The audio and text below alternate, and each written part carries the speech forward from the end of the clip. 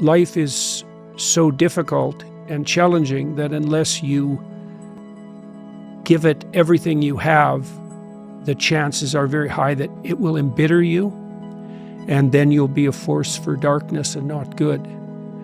And so, the fact that life is short and can be brutal can terrify you into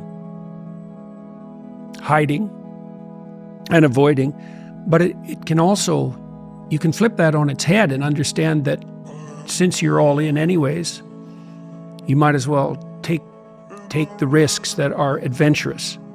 I want you to know that these people aren't a bunch of elite special operations warriors. That's not who they are. They aren't a bunch of high-level athletes or highly screened and highly trained individuals. These are just normal people, really. But they're normal people that knew they needed to make a change. And they decided they were going to make a change, and then they made it. And that is what I do. And that is what you can do too. If you have something to change, if you want to change something, change it. Part of the reason why you're not successful at 40 years of age has to be you.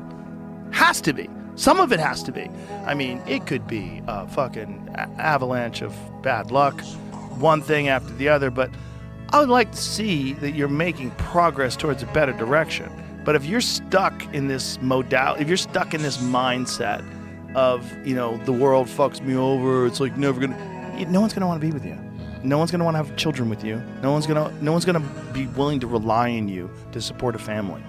Like, you have to get your shit together. You have to consider the price you pay for inaction. People presume that inaction has no cost. You don't get to not make a choice. Not making a choice is still making a choice. Every minute that goes by that this decision is undone is a choice. I believe that the longer that you wait before you do a thing that needs doing, all of those minutes that you spend thinking about the thing that needs to be done could have been gotten rid of had you have just done the thing. The heaviest things in life aren't iron and gold, but unmade decisions.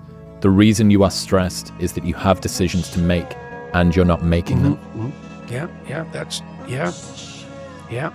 no doubt about it. Well, there's no indecision, right? There's only, because you age, like you pay for your indecision. It's a decision. It's a decision to avoid, fundamentally. You want to be a self-starter. You want to learn in life to start things, to do it on your own, not to wait, to just go out there and start it. Because if you start your business, you will learn more in 2 months than in 20 years of business school, right? And you'll probably fail, but your failure will teach you. So stop waiting and just go out and start it. Pushing the water, and there's a jogger actually. Look at this. Wow. The Florida man right there for you, Blake, jogging in the hurricane. It's no good if people tell you to do things, if people tell you to work, if they force you to do this, A, B, and C. It has to come from within. You have to have initiative. You have to be motivated to do things. And what I've learned over the course of writing my 7 books and through the course of my whole life is that you master yourself through learning something that you love, that interests you. That's how you develop discipline.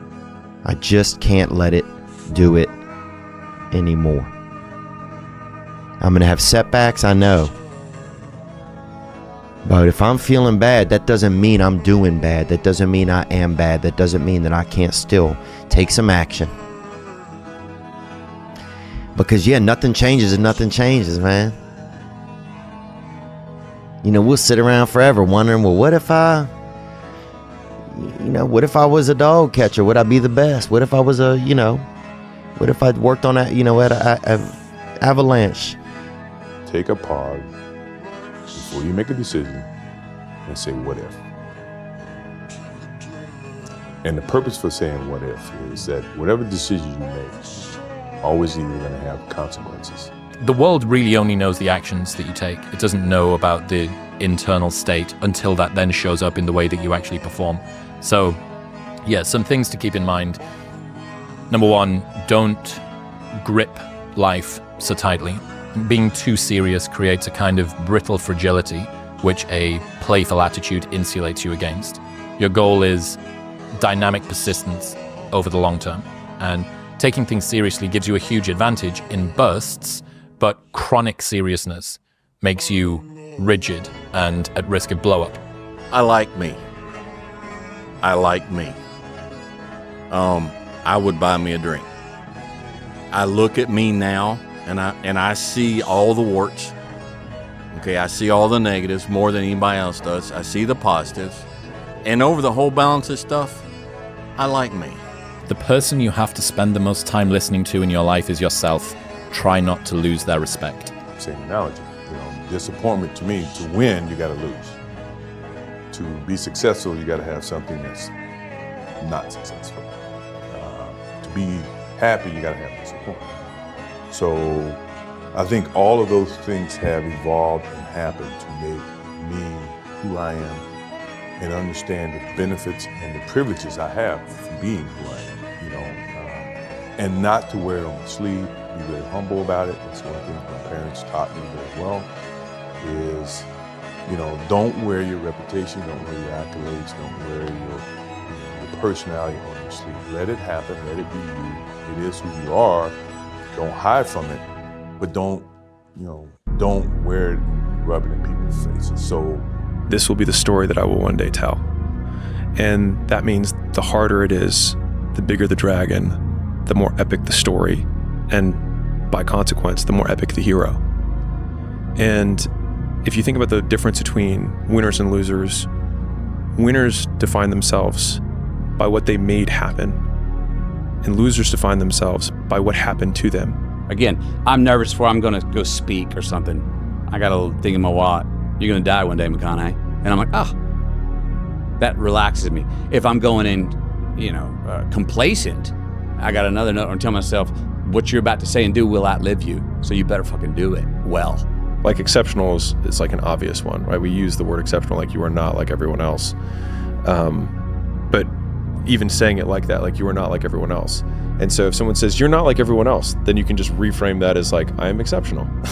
And that's not a bad thing. For me personally, there's no lack of urgency when I wake up in the morning to think, oh, don't worry, I got all the time in the world, because I know I don't. And I'm lucky to be here, and I'm going to try and live in a way that will at least do justice for my friends that aren't here. But, there's something you have to say about testosterone. It can turn ugly, but it drives you. It makes you do things. It's got a positive element. It gives you ambition. It makes you go out and do things. 12,000 years ago, it made you go hunt mastodons and kill them with your other members, right?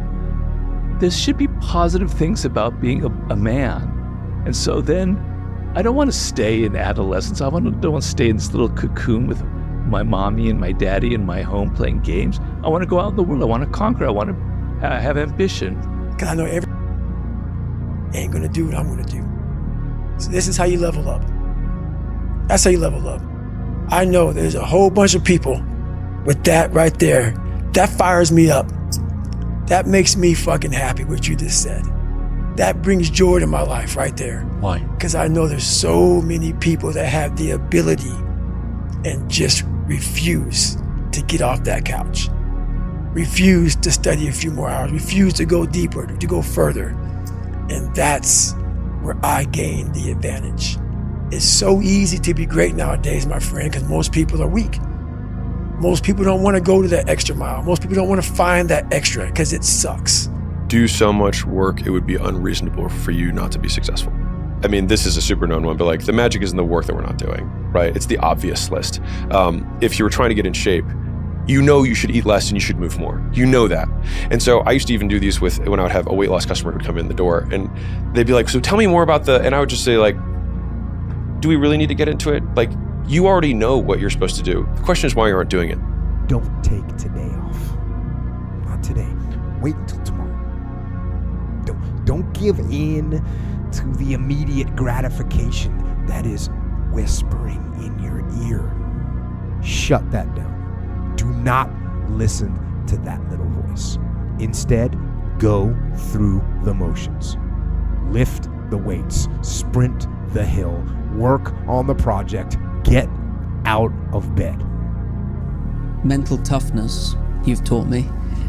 The definition of that is disciplined thinking and disciplined action under pressure and fatigue. So discipline to commit to things even when, especially when you don't feel like it. The alarm clock goes off at 5:30 in the morning, 5 a.m. It's raining outside, it's dark, it's wet. Every ounce of me that just wants to pull the duvet over my head. But champions do not negotiate with themselves in those moments.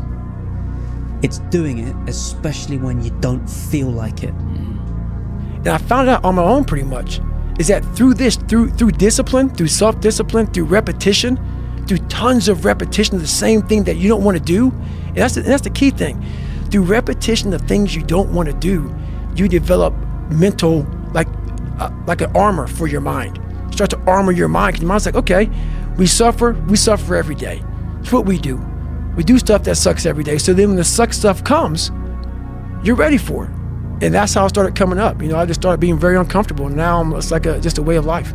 But I try to reframe that pain that comes from doing the things that I don't want to do the things that I do want to do, as the price tag required to become the person that I want to become. That any man under the age of 30 should be able to walk into any room and know if shit got real, they could kill and eat everybody or outrun them. You should be really strong and really fast. So it just felt fucking awesome to feel like if a fight broke out at a bar, I could step in between the two and have the physical presence to de-escalate.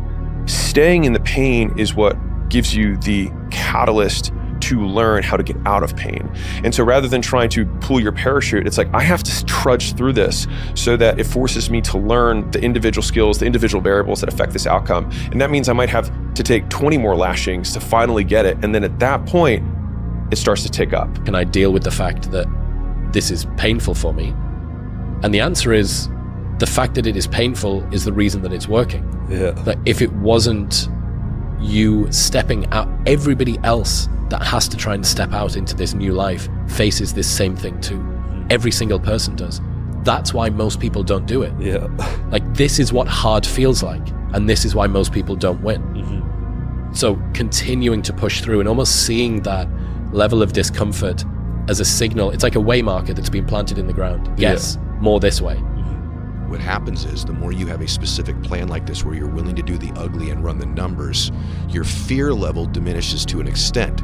The notion that it's going to go away completely isn't true. Yeah. But there's something about doing the ugly thing that reduces fear. It not only increases your chance of winning, but you're like, the possibility mathematically of me losing now is rather small. Yeah. But when you're not doing these things, the reason you're living with so much fear is, the possibility of you not winning is rather great. Yeah. And so you're living with a fear that's self-imposed, self-induced, and your fault because you're not willing to do the ugly. Purity in physical pursuits, right? Because it doesn't matter what your social status is. It doesn't matter how people perceive you. When it comes down to how long can you stay in that pool, when it comes down to how far can you run, when it comes down to how much can you push yourself past the part where you want to quit, how far can you keep going? There's a purity in that it dissolves social order, all that bullshit, what people think about you goes out the window. It's who are you right now? That's right. Who are you right now? And these are the things you have to think about, the 1 second decision. So that's what that's all about. It's about gaining control of your mind, putting things back in the proper perspective, and then saying, I really do want to be here, and I'm going to have a bunch of these 1 seconds through this 130-hour journey. And I have to learn to control these, because if I fail one of these 1 seconds, I will not be a SEAL. I will not be a doctor. I will not be a lawyer. I will not be whatever the fuck it is. So that's how important that 1 second decision is. It's all about your mind takes control of you. You have to say, fuck you, I run this. You start thinking your mind is you versus my mind is a tool that I'm going to use, or if I don't use it, it's going to use me. So the majority of people do that. And by the way, during COVID, that number exploded because so many things were taken from people. They were constantly focused on what's missing, and that produces nothing but pain. When all that fear that's in your head all the what ifs and the scenarios that you create inside your own mind that are way worse than anything that is actually going to happen, they all disappear when you go. So just take action and start moving forward. Action is an antidote to anxiety. Man, action is an antidote to all kinds of problems. You get in your head, you're dead. I think when I say you have to have the head and heart connected, right? It's like, why don't people transform? Because they're in their head about it. They're thinking it through. They think that if I understand this, then it'll just happen. It's absurd.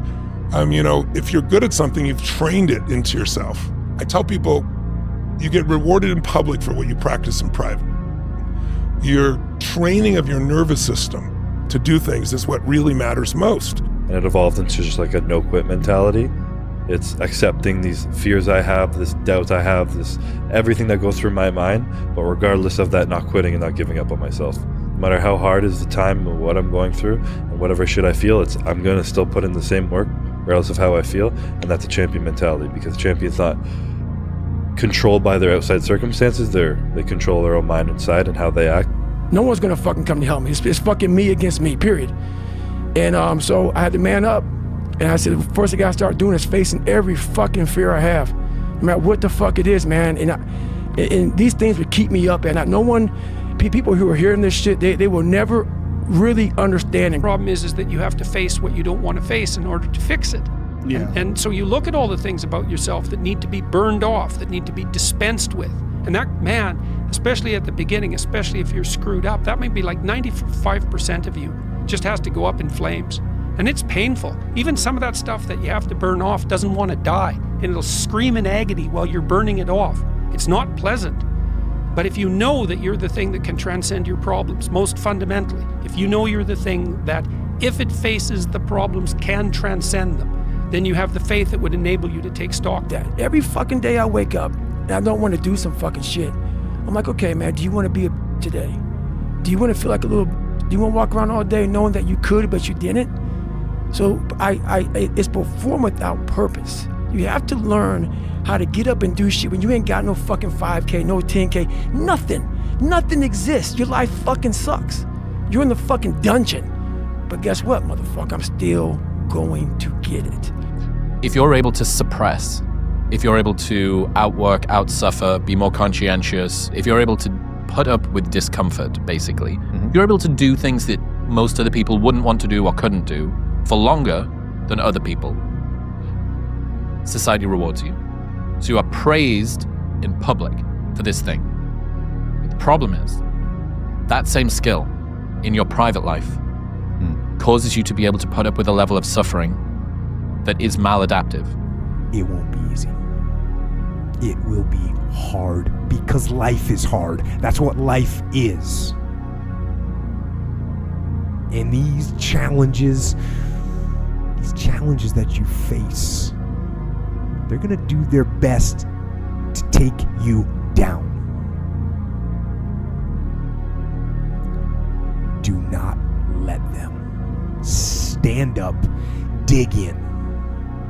Line up those problems and confront them, face them, fight them. Do not let them bring you down. Are you happy? What's wrong with you? I'm driven. I'm obsessed. And that's what you see. I am okay. I had a conversation with my team about this, and I said, I am okay being a beacon of relentless hard work. I'm okay being the guy who says, fuck your mental health. I'm okay with it. Because I've given it a lot of thought, and I think that the other side is wildly overrepresented. And I'm willing to sit on the logical extreme because I think it will help more people. Be the person that your mum thinks you are, or the person that your younger self wanted as a role model. Brave, courageous, earnest, honest, virtuous, like on fire. Quote from the ancient Greeks that says, live as though all your ancestors were living again through you. Success is the only revenge. As you expand, they shrink into irrelevance. As you get louder, no one can hear them. You don't beat them, you cast a shadow so big, no one can see them to begin with. When people copy, they copy the wrong stuff because they don't know why it worked to begin with. And when it breaks, they don't know how to fix it because they didn't build it. So don't sweat it. Copycats will always be behind. you're not going to break me. No matter what you say, I'll die right here in this water. I don't care. And that mindset has really been beneficial throughout the entire process, because there's parts of BUD/S and parts of being in special operations where you think it's going to kill you. And then at a certain point, you just don't care. If it kills me, it kills me, I don't care. And you get through it. To achieve true greatness, you must be mad. Madness and greatness are inextricably connected. You can't separate them. To get true greatness, there has to be some demons. There has to be a mad struggle in your mind, and you have to want it so badly. You have to want that result so badly that you are willing to put in more time, more effort, more focus, more hours, and just you don't get to smell the roses, man.